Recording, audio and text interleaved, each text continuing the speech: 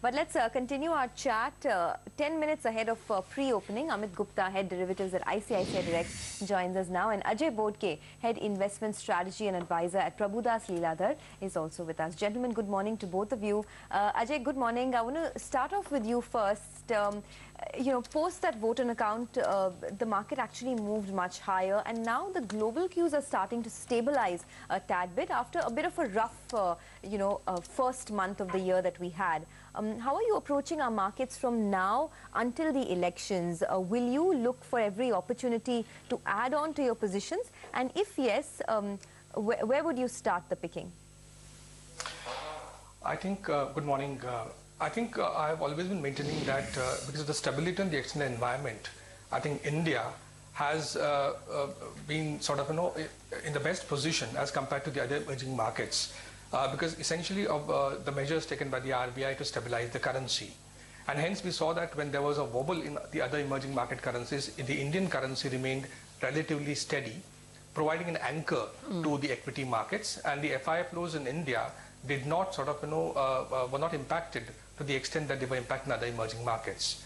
I think the vote on account yesterday, in my opinion, is sort of, has employed a lot of dodgy accounting. If you look at the apprehensions that I had since October, when I had said that you must look at the quality of fiscal consolidation, and I've been building on that theme every month. And if you dig deep into numbers, I think, the apprehensions have come true. So I think the market sort of is skeptical about both 4.6%, how it has been achieved, and obviously the 4.1%, which clearly looks to be based on lofty projections on the revenue side, on the disinvestment side, as well as he will not have the same cushion that he got from the non-tax revenues, essentially on the telecom side.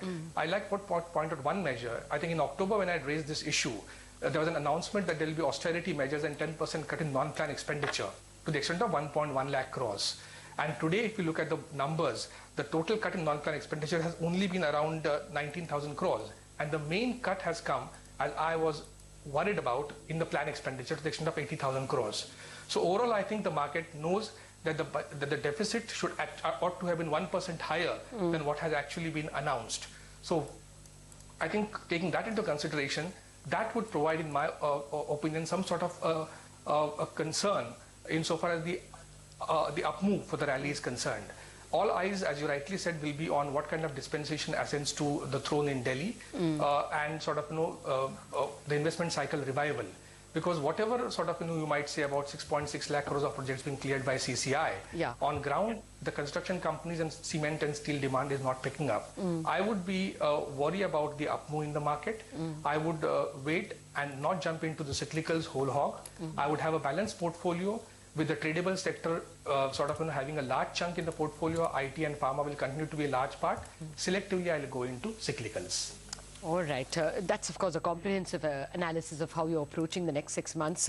Let me come to the more immediate trading strategies with Amit Gupta. Amit, how do you trade the Nifty? It's knocking at an immediate resistance of 6130.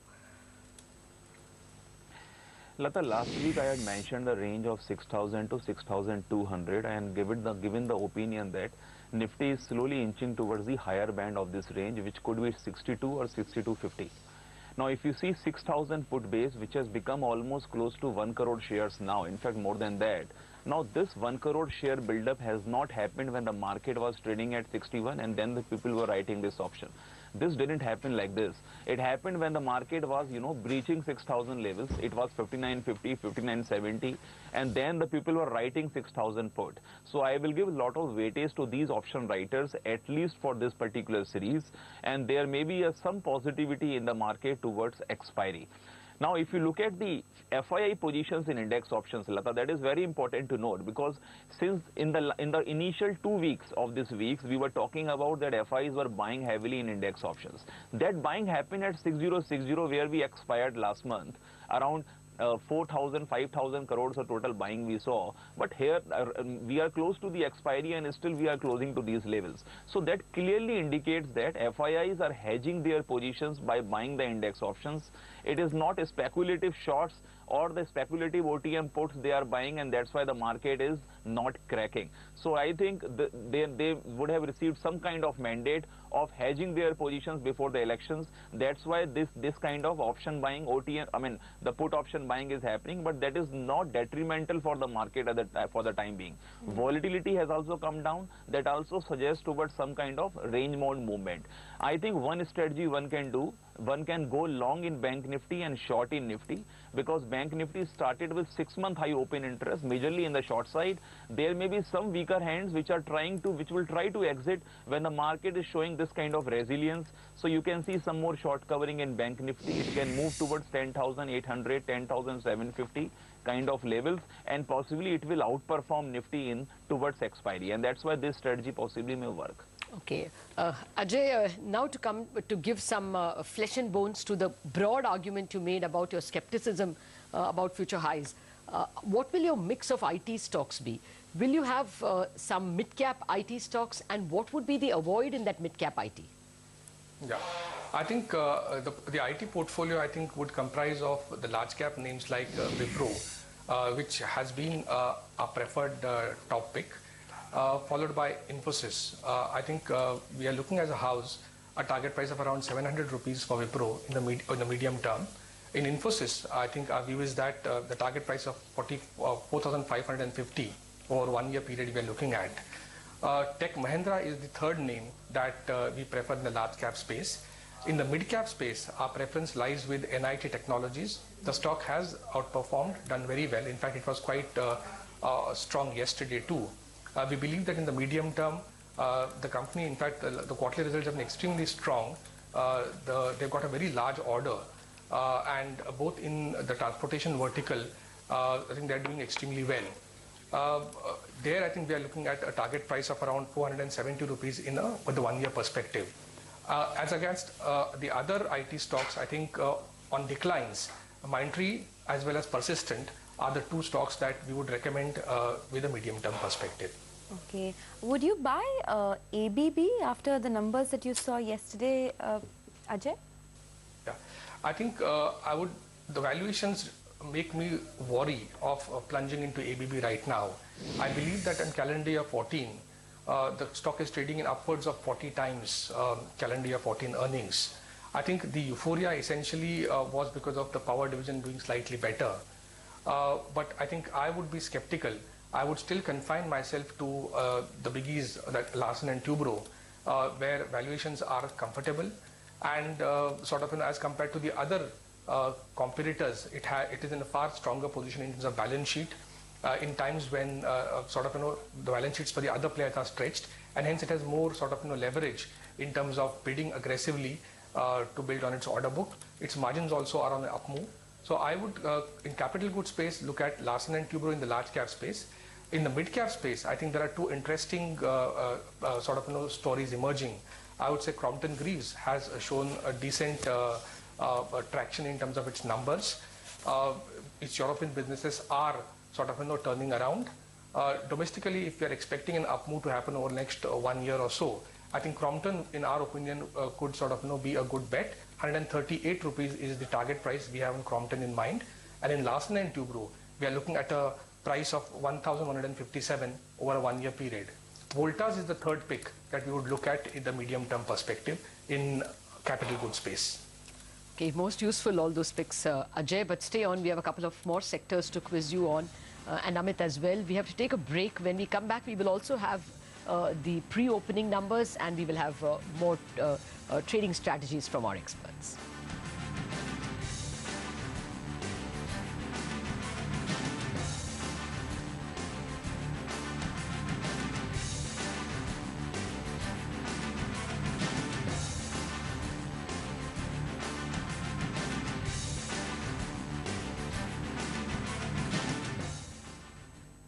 In association with Raindrops Basmati Rice, pure rice from pure water.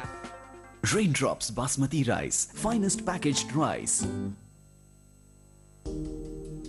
Can't we use magic to get there faster? At Hitachi, we're inspired by challenging questions. That's why Using our advanced transportation systems and information technologies, we are creating integrated solutions to help cities ease the growing pressure on their transportation networks, today and tomorrow. Hitachi Social Innovation. It's our future. Hitachi, inspire the next. Where are you? Look up! Wow, thing. You make me wanna see. Hey, wild thing. Bar Dynamics, redefined, presenting the all-new Dynamic Santa Fe. Hyundai.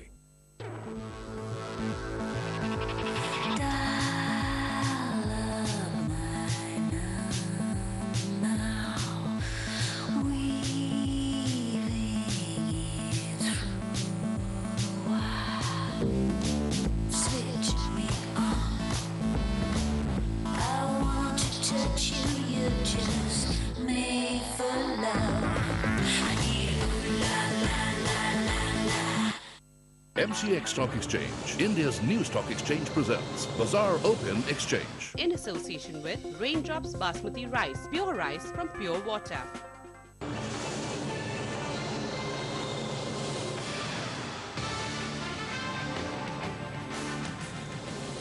All right, let's concentrate on the pre-opening data that we will get, or calls that we'll get, and then we will come to our experts.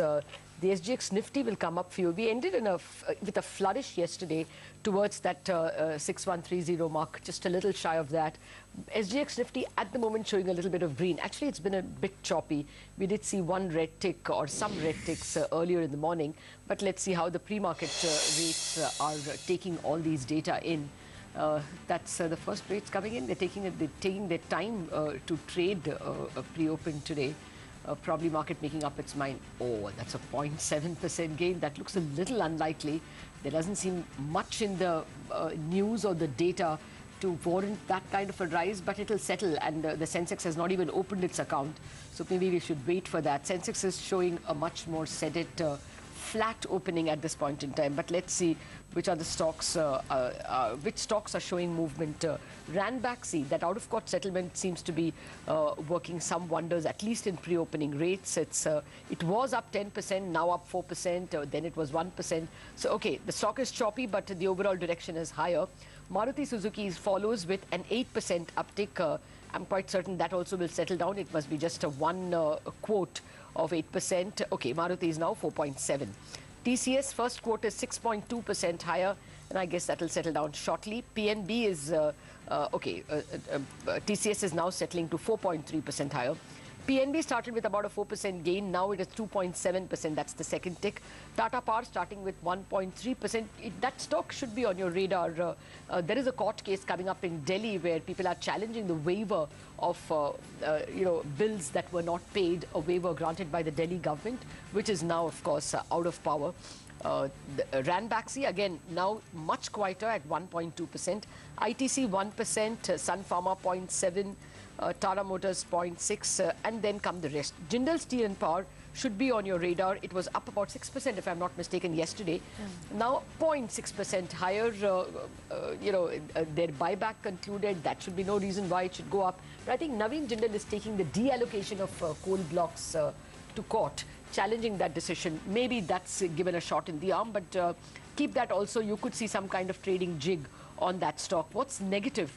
Well, L&T is starting with a 1.6% downtick, DLF 1% downtick, Jaiprakash 1%, SBI 1%, IDFC 1%, Wipro 0.8 down, Lupin 0.8 down, HDFC Bank 0.8 down, Bank of Baroda 0.7, okay, now down about 0.5%. Well, it's an uneventful start, except for Ranbaxy, I should think. same here for the mid-cap space as well. Not too much to talk about actually. Just a couple of stocks that are in focus this morning. Gujarat Pipavav, very good set of numbers. The company has doubled its profits this time around. So that stock in pre-opening is up about close to 2% or so. Ashok Leyland that is looking to sell its Chennai property is up about 1.5% or so. A couple of these banks are not doing too badly. OBC is up 2%, Union Bank is up 1%, and Yes Bank too is up 0.7%. Arvind, that Anuj was also pointing out earlier, Arvind is up almost about another 1% in trade. And on the downside, you have a Relcom that continues to reel under pressure, so down about 1% on Relcom, and a couple of these real estate stocks that are also down about 1% or so. By the way, Ranbaxy has now adjusted to a 9% up move post that Teva settlement, but we'll wait for the opening rates and then get a real idea of how Ranbaxy moves post that news. It's been an extremely volatile stock. But let's get back to our chat with our guests. We have been speaking with Ajay Bodke of Prabhudas Lilladher and Amit Gupta of ICICI Direct. Ajay, you were telling us about your picks in the capital goods space. What about autos? Because now they've got that fillip post the excise duty cut as well. And we've seen some of these stocks like M&M and Maruti have a really good month so far. What would your top picks be there? There, I think Hero Motors continues to figure among our top picks. The rural buoyancy continues in terms of the volume numbers for the company. It also has got, as you said, a slight fillip from the cut in excise duty, although albeit it's only valid till 30th of June. But there is a hope in the industry that the reduced excise duties should continue, with the new government also looking at providing fillip to the much battered auto as well as consumer durable sector. I think in terms of the other picks in autos, I would look at Maruti as the second pick. In auto ancillary space, we particularly like Apollo Tyres. I think we have a target price of 138 on Apollo Tyres. And Motherson Sumi has been our a stock that we've been recommending for the last 1 year. And looking at the very good results the company posted, especially the subsidiaries that the company has in Germany, posting very good increase in margins and expectation of continuance of the margin improvement going forward over the next 12 to 24 months. That is one stock I think which should be kept as part of the core portfolio. So Hero Motors, Apollo Tyres and Motherson Sumi would be the auto and auto ancillary pack that I would look as a core part of portfolio in the medium term. Fair point. Now for some more trading strategies from Amit. Any of the specific banks offer themselves? You did speak about the bank Nifty, but would you have a strategy on any of the banks? See, I think two private banks have outperformed in this particular, 1 or 2 month scenario. One is HDFC Bank, the other is Kotak Bank. We have not seen that kind of selling pressure in both of these.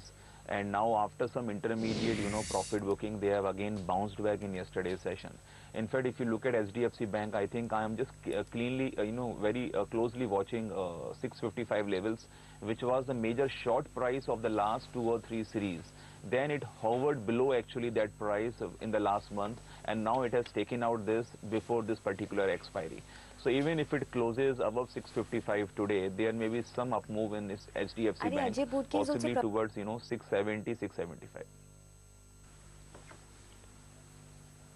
All right. Ajay, just to come back to you on other shares, what's the pick of your pack in the pharma space? I mean, there are some landmines like Ranbaxy, seems to have a positive news today. But then, yes, there is a valuation argument. And then, of course, there are some gold mines. Yeah, I think I would be slightly worried of the landmines in the current juncture. Much rather look at gold mines. I think Dr. Reddy's is something in the large cap space that we've been advocating for the last 6 months now. We are looking at a target price of around 3,023 over a 1 year period in Reddy's. In the mid cap space, I think Aurobindo, we've been recommending since 270. The stock has done exceedingly well because of fundamental reasons. I think we still would continue to bet on Aurobindo Pharma. The other pick in mid cap space is Glenmark Pharma. So we are looking at a target price of around 640 rupees for Aurobindo over a 1 year period. And Glenmark also is something which we would advocate having in the portfolio.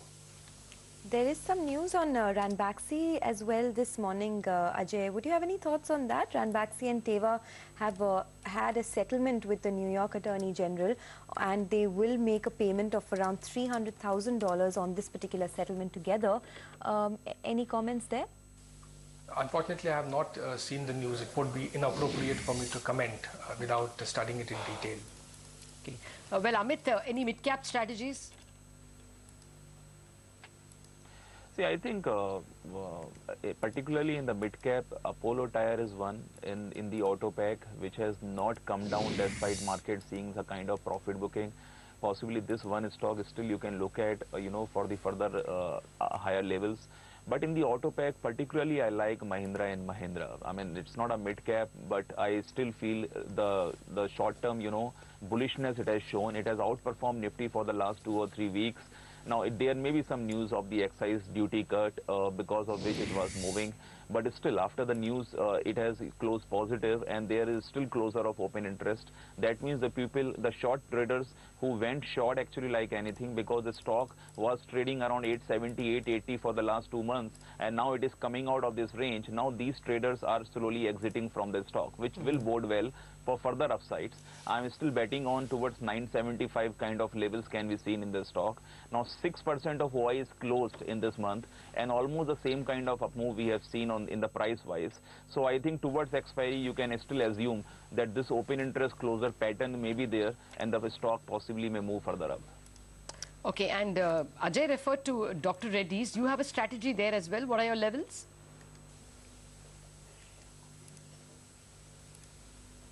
Amit? See, Dr. Reddy's, I have remained positive for quite some time now, because there is one great feature in the stock. If you compare with Lupin or Sun Pharma, that is the leverage has remained quite low. The open interest positions are not that much high, despite the stock trading near the all-time high levels. In fact, it moved towards 27. That time also I didn't see that kind of, the jumping off by the traders to create huge open interest, because I think there is some skepticism still involved in the as per the price is concerned in the Dr. Reddy's, and that is what boding well actually, and the stock is not coming down. So I think this particular profit booking of 27 to 25 after the results, I will utilize it to go long again in the stock. 2600 to 2650 and this particular range I will still utilize it to go long, and I am looking for a target of 2750 on the higher side. So I think in the coming in the coming month, if you look at the rollover of the positions, they are still not higher because the open interest is not that much great. So it is possible that the fresh longs may come in again and they will take the stock further higher. So I will remain positive in this stock for the time being. Okay. Well, finally, Ajay, is there anything that you will touch in the cyclical space at all? I take your overall wariness of this space, but, and of course you did give us some cyclicals in the sense of the capital goods space, but in the finance space, either NBFCs or private sector banks, or even some valuation argument in any public sector bank, any of those financial cyclicals? Yeah, I think in the mid-cap financial cyclicals, Yes Bank is and ING Vysya Bank. Yes Bank essentially from the valuation perspective, we feel that I think it has come off to a level where it offers a very good medium-term bet. We are looking at a target price of around 400 rupees in the 1 year perspective in Yes Bank. And in case of ING Vysya, the argument essentially is that as and when a consolidation were to happen over the next 3 to 5 year period, I think the strong franchise the bank has, especially in the south, the strong CASA franchise the bank has compared to other banks in the south, also pristine asset quality, make it, in our opinion, attractive target, for one of the biggies to look at. So I think these two on the mid-cap financial space is what we would look at as part of portfolio. In the large-cap space, I would still be worried about public sector banks. I would wait out for a quarter or two to see how the NPAs and the restructured assets trend pans out, and would continue to weigh in favor of HDFC Bank, ICICI Bank as the preferred picks. Valuations of ING Vysya, you're okay with? I mean, the stock saw a lot of play on some M&A buzz, but you don't think it's overvalued? It's a fairly valued stock? No, I think 1.4 times price to book FY15 and 1.5 times price to book FY14 is, 15 and 16, 1.4 times FY16 and 1.5 times FY15 is the valuation that I'm looking at. The has a decent ROE of around say 13.5 times FY15, and we are looking at an earnings growth of around 29% in FY16 and around 20% in FY15 for the bank. So I think I don't think valuation should be a cause of concern in ING Bank at all. Fair enough. Ajay, Amit, thank you very much for joining us with that bunch of trading strategies as well as investment picks probably from Ajay for the next 6 months. Thanks a lot. Time we went back to our top 10. Yes, actually our entire team is waiting by, so let's get them now. And a lot of the stocks are moving. ABB